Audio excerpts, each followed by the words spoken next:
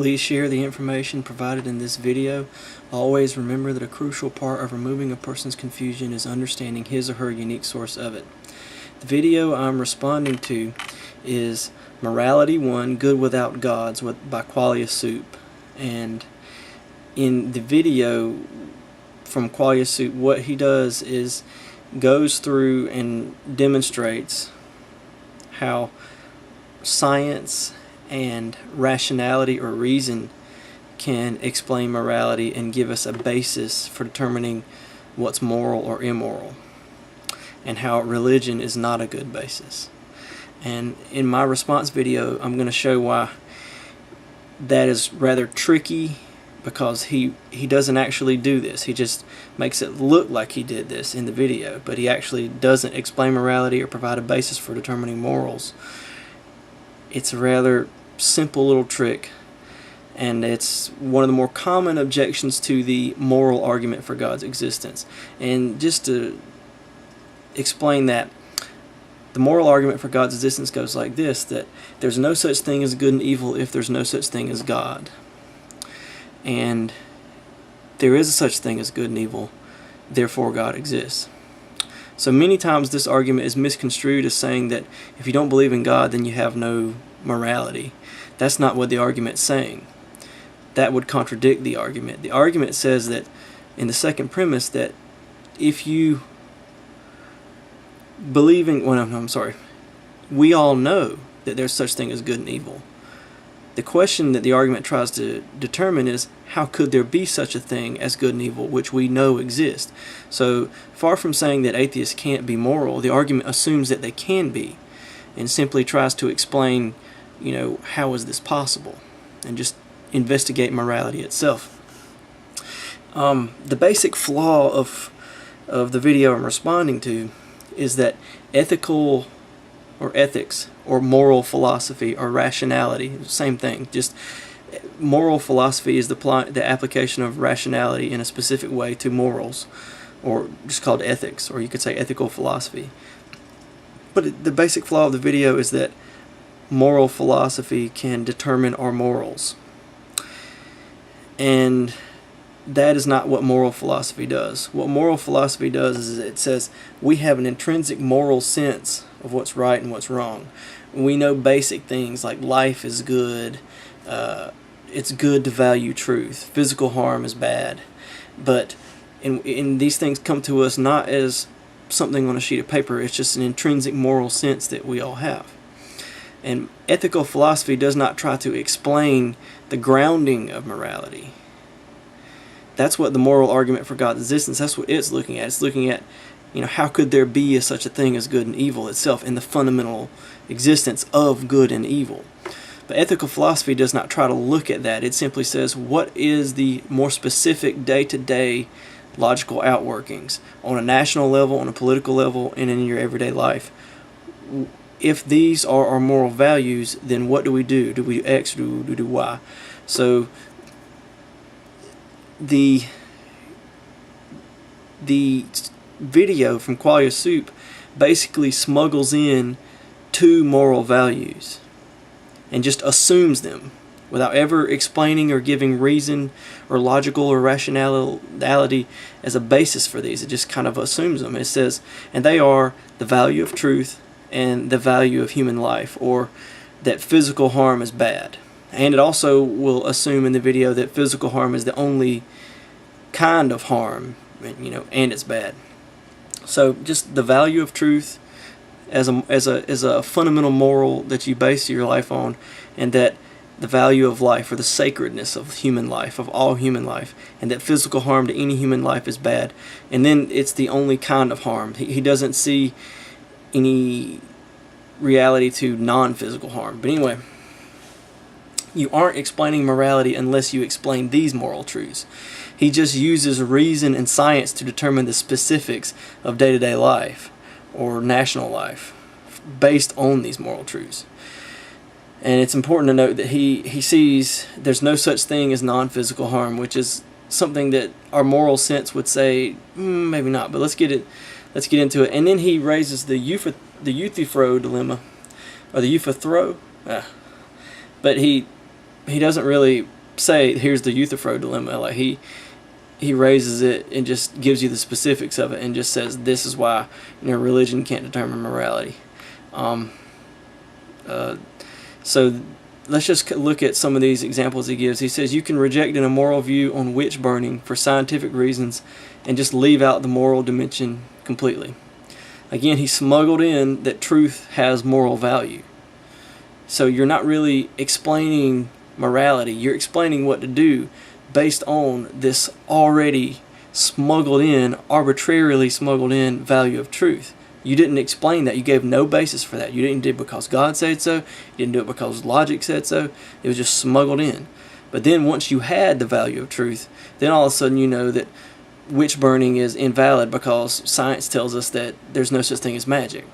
So once you know truth is valuable, but the question is, why is there such a thing as the value of truth? If you're going to explain morality, you have to explain that. Or you really haven't explained morality. You just explain how to live out the value of truth. Alright, he says situations like gay relationships that cause no harm are not a moral issue. Again, there's a smuggled in value of life, and then or physical harm is bad, and then he says it's the only kind of bad, that there's no other kind of bad. And that I would challenge on the basis that it just doesn't make sense with morality, because morality is ultimately not a physical thing.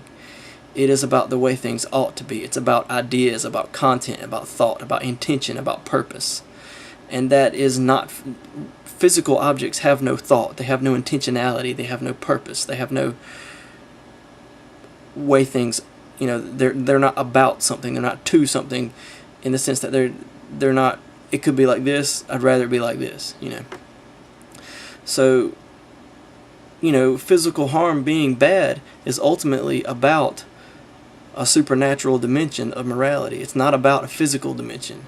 It's about some sort of moral dimension imposing itself on the physical dimension. And so, really,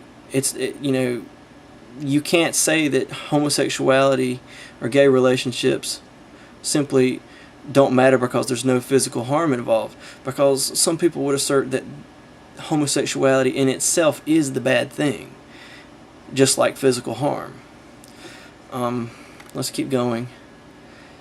If you don't know any better, then you are not immoral for doing something immoral. Here he doesn't smuggle in any moral values. He's just saying that rocks have no moral dimension, and humans who do not have knowledge do not have free choice on an issue. So on that particular issue, they're basically like an inanimate object or a rock, and they have no moral dimension, which is what I was saying before, that morality is a non-physical thing, even though it's part of all of our lives every day. But we question ourselves on what's good and what's bad. Ultimately, although it affects the physical, it is not grounded in the physical. It is about the way things ought to be, and it flows from intention and from purpose. And physicality in the physical universe has no intention or purpose. Otherwise, it would be somebody, not something. Let's keep going. Education is crucial to moral progress, especially in science. Again, he's smuggling in that truth is valuable. If truth is valuable, then yes, we need to educate everyone, and yes, we need to do as much science as possible. That's kind of easy. You can use logic to determine the value of science and education if you have smuggled in the moral value of truth. But how do you know that you haven't really used rationality to explain morality? Again, okay. Once the justification for a practice is shown as false, there's literally no reason for it to continue. Again, he smuggled in a moral value of truth and honesty. You're not really explaining morality. You're just explaining the specifics. Again, he's going to go through it. He says, classifying people as verminous Jews, degenerate atheists, or witches reduces empathy. And this will lead to social acceptance of violence. Again, smuggled in moral value that life is sacred, physical harm is bad, and again, that is the only type of bad, that there is no other type of evil other than physical harm. There's no supernatural dimension, just the physical dimension. The problem is if the physical dimension is all there is, then there's no such thing as morality itself. So let's keep going. Egoism creates conundrums when there are multiple egos. Again, egoism is the idea that morality is just based on do what's best for you. this is true. It does create conundrums because what's best for A and what's best for B, you know, can be in conflict. And so if they're both egoist, then it doesn't, you know, it creates it has no consistent, because they, you know, it turns into whoever kills whoever wins. But it's similar to the conundrum created when you have multiple all-powerful beings. It's similar. Anyway, the illogic of egoism is what he says, makes it rationally consistent to avoid needless harm to other humans. Again, he smuggled in a moral value of truth. Who cares if we're illogical? Why should we be logical? You know? Part of morality's essence is adopting a plural view. Okay, now this is just a bare assertion. You know? He just pulled that one out of the air. He never gave me any justification. He just said, that's the way it is. You know, because you say so. Who says you're the boss? You know, who made you God? Who made you the determiner of what is moral and immoral? Because other people would disagree with you. The Nazis would very much. And, you know, physical harm is justified when there are benefits like self-defense or medical help. Again, he smuggled in a moral value of the sacredness of life, and that physical harm is bad. And so he says it's only justified when it creates better life or better physical living, you know, later. And then this was the question that Socrates asked: is it better to live or is it better to die? You know, he at least in the writings, when he was, you know, up for execution, he said maybe it's better to die. And that's a question that needs to be asked if we're going to explain morality itself. I mean, I agree that, you know, life is sacred, but the question is, why is life sacred? Forbidding female education makes people subservient. The consent of uneducated females is irrelevant because of their ignorance. Okay, and then he smuggled in two moral values, the same two: honesty and the sacredness of all human life, or the pursuit of truth and the sacredness of life and all human life. He makes that clear in this case. Execution for minor crimes creates motivation to kill all suspected witnesses. So a strange example. He said if you execute people even for jaywalking or littering, then you've given them a motivation to kill anyone who witnessed them, and therefore you've increased major crimes. And so again, smuggled in moral value, the sacredness of life. Physical harm is bad. The moral argument for God's existence is not trying to explain the details of what's good and what's evil. It's trying to say, why is there such thing as goodness itself? Okay, so then he actually tackles the real issue in just one of these examples. He says, smiling on a Tuesday should not be declared immoral because it causes no identifiable harm. Oh wait, that's the next one. But anyway, he smuggled in the value of life again. Morality cannot be based on the arbitrary actions of a divine command. The discussion must be based on what he calls valid reasons. Again, if you fall for the valid reasons trick, you've fallen for all the smuggled in moral values all the way throughout the video. But he's saying that, you know, God can't like roll the dice in heaven and then it comes up, oh look, love thy neighbor was the way to be. And he's got a point. Because our moral sense tells us that morality is true and permanent. So this is just the old Euthyphro dilemma, and he left out the other half of it. Like, what if morality is above God? And the problem there is that then God's not really God. So you've got either morality is not really morality because it's not really ultimate, or God's not really God because He's not really ultimate. And you put one over the other one, and it just doesn't make sense. And the answer is that God is the morals, God is goodness, God is perfection, God is love itself. That's what 1 John 4, the chapter 4 says. Anyway, let's keep going. If chocolate causes death, then different rules must exist in some society where chocolate might cause death. Chocolate would have to be illegal. Again, he smuggled in a moral value of life. And he says, but there are still objective rules that are true beyond any culture, like killing witches. Again, he smuggled in a moral value of truth and life. he's right, but like, again, why be objective? Why be honest? Why not be irrational? We all know we should be rational, but if you're going to explain morality, you have to explain how it is that we all know that. Anyway, he says, there is nothing arbitrary that he gave about the arguments that he gave for these things. He says there's nothing arbitrary about them. He says improving education, graduating punishment, in other words, making punishment more severe for worse crimes, prohibiting needless harm, and recognizing the relevant difference between two situations. Again, the two arbitrary things that were just slipped in there were the value of life and truth. He says societies that coexist with minimal suffering are better than ones that don't. Again, the same smuggle moral values. He said empathy itself can determine morality alongside honesty. Again, he's almost admitting it, that like, this is like him saying, if you assume these basic morals, then you can determine morality.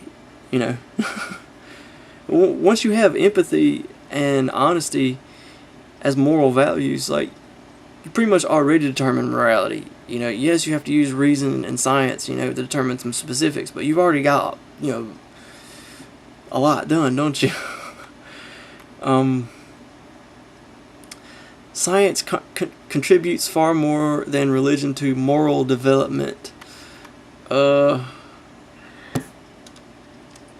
Maybe. The problem is that Christianity created science, and God is the God of everything, so like, he controls science, and so Christians wouldn't see, the discoveries that humans make as anything other than what God let them make. So that's not really, for the Christian, you can't take science outside of the religion box. And again, science contributes nothing to the fundamental basis of morality. Why is there such thing as good and evil? Or even, is there such thing as good and evil? Science can't answer those questions. It contributes a great deal to how to pursue a pre-established goal. And once you know what your goal or your purpose is, then it can tell you how to fulfill that purpose. It can tell you how, but not why to fulfill your purpose in life. Just how. Okay? Science does not improve mankind in and of itself. It makes mankind more powerful and able to pursue his goals. And as long as man has good goals, then science can help him be improved. Okay, he says neuroscience tells us that when you think about your own views, you use the same part of your brain to think about God's views. And the conclusion we're supposed to draw is that therefore God is a delusion and is really like your own moral compass, and you just don't get it. That doesn't really prove God doesn't exist. That just proves that people use the same part of their brain to think about what God thinks, to think about what they think. There could be a variety of explanations for that. Explanation number one: neuroscience is a new field and we're learning new things about it every day. Explanation number two: people who believe in God try to line up their views with God, and so when they think about God, they try to think if they are in tune with God. Wouldn't you if you believed in God? And then he says the appropriate function of morality is to ease the challenges of coexistence. Happier, more peaceful, productive societies are better. And again, we can actually apply a thought experiment. So this is where he actually does bad ethical philosophy. So he's come up with this rule that happier, more peaceful, productive societies are better. Now, we can go back to our moral sense. We're not going to explain it with ethical philosophy, with ethics, but we can do a thought experiment. This is what ethics does, and to say, okay, happier, more peaceful, productive societies are better. The thought experiment is, therefore, the Nazis are a better society than what they were before they started exterminating Jews, exterminating the elderly, exterminating the mentally handicapped, exterminating Jehovah's Witnesses, Slavs, yada yada yada. Because exterminating those people made them happier, more peaceful? Well, if you leave out those people, then yeah, and towards themselves, they were more peaceful, and then they were more productive. So the question becomes, you know, is that, and again, he's smuggling in the same moral values as he always has. He says, we can, my conclusion for all this is just that we can benefit on the journey through philosophy or morality or ethics that Qualia Soup is taking us through in his video. But saying that his video has shown reason and science explain morality is rather silly. Hope you found this video informative and enjoyable. Thank you for your time.